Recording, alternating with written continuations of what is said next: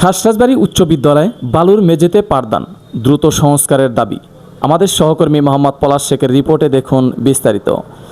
সিরাজগঞ্জের কাজীপুর উপজেলার খাসরাজবাড়ী ইউনিয়নের খাসরাজবাড়ী উচ্চ বিদ্যালয় নদী ভাঙ্গনের কারণে নতুন স্থানে স্থানান্তরিত হলেও শিক্ষার্থীদের জন্য শিক্ষার পরিবেশ এখনও অত্যন্ত খারাপ।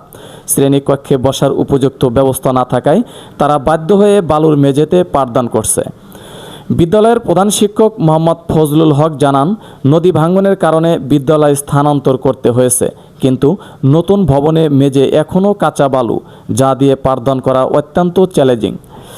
আমরা দ্রুত সংস্কারের দাবি জানাচ্ছি। আমি মোহাম্মদ ফজলুল হক, প্রধান শিক্ষক খাসরাজবাড়ী বিশ্ববিদ্যালয়। বিদ্যালয়টি 2-3 মাস আগে নদীগড় বিলীন হয়, সেখান থেকে নতুন জায়গায় স্থানান্তর করি।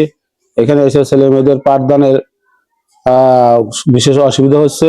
কাজে এ ব্যাপারে সরকারি কর্মকর্তা নিকট আকুল আবেদন, তারা যেন অতি সত্বর ছেলে মেয়েদের লেখাপড়ার ভালো পরিবেশ দেওয়ার জন্য সরকারের কাছে আকুল আবেদন জানাচ্ছি।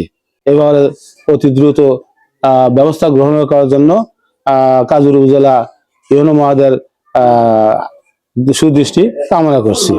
শিক্ষার্থীরা অভিযোগ করেন, প্রতিদিন বালুর মেঝেতে ক্লাস করতে হয়, বই খাতা নষ্ট হয়, ধুলো উড়ে চোখে মুখে লাগে। বৃষ্টির দিনে পরিস্থিতি আরও খারাপ হয়।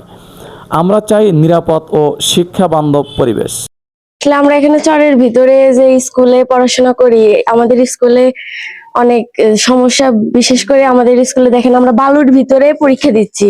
সেই ধুলা ময়লা ধুলা ময়লা যখন আমাদের মুখের ভিতরে যায়, যখন বাতাস উঠে মুখের ভিতরে। আমাদের খাসরাজবাড়ী উচ্চ বিদ্যালয় আগে ওই পশ্চিম পাশে ছিল, নদী ভাঙনের কারণে ওই জায়গা থেকে নতুন আবার এই জায়গায় ডেজার দিয়ে মাটি কেটে নতুন স্কুল করা হয়েছে। দেখেন আগে ওই জায়গায় তো পাকা মেঝে পাকা ছিল, এই পাশে এসে পাকা নেই, অথচ সব ক্লাসে বালু। ক্লাসে ফিল্ডের মধ্যে বালু, আমরা বল খেলতে পারি না, ফিল্ড নাই ভালো। বালুর জন্য এরকম আর তো একটা গরম রোদ। শিক্ষক, শিক্ষার্থী ও অভিভাবকরা একযোগে দ্রুত ভবন সংস্কার, মেঝে নির্মাণ এবং পর্যাপ্ত বেঞ্চ সরবরাহ, নিরাপদ শিক্ষা প্রতিষ্ঠান নিশ্চিত করার দাবি জানিয়েছেন।